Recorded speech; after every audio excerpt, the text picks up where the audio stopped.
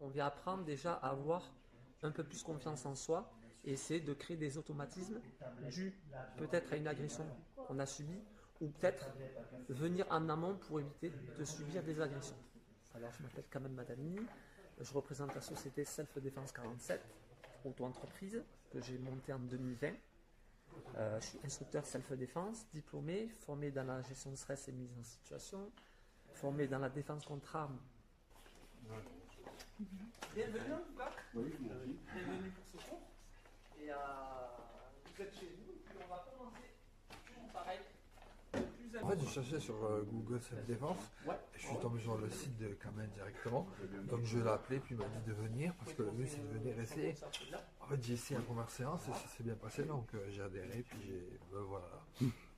Il y a une méthode, une méthodologie simple et efficace, propre à moi, que j'ai mis en place pour créer cet automatisme le jour de l'agression. C'est-à-dire que on va apprendre très peu de techniques, mais des techniques qui vont être utilisées sur énormément de situations.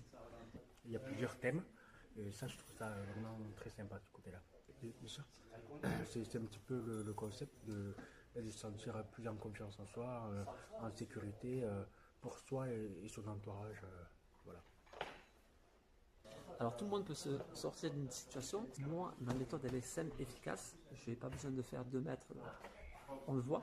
C'est vraiment la technique qui va primer sur la force. Et ça, je veux le démontrer par A plus B. Je suis un ancien éducateur, donc je comprends toutes les problématiques de la protection de l'enfance. Le droit, on parle beaucoup de droit de retrait. Qu'est-ce qu'on a le droit de faire et de ne pas faire? Prendre la bonne décision au bon moment. C'est grâce aux réunions avec les psychologues, avec les chefs de service, avec tout ça qui fait qu'on comprend le métier, on comprend les jeunes. Qu'est-ce qui fait qu'un jeune est en toute puissance? Comment remettre un cadre quand il faut et comment être bienveillant et avoir une posture un peu plus souple quand il faut aussi.